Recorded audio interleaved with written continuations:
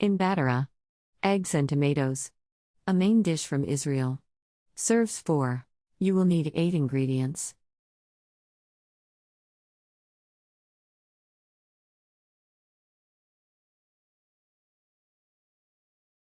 Step 1.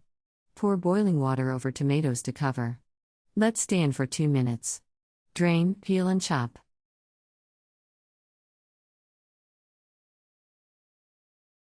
Step 2.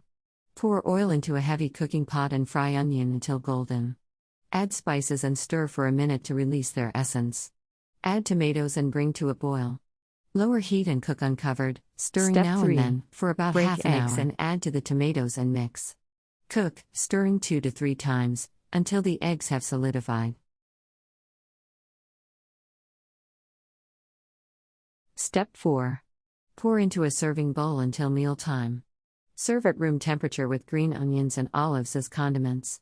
Note: Imba'tara is eat with Arabic bread. Country Reports, Culture, Countries, Travel.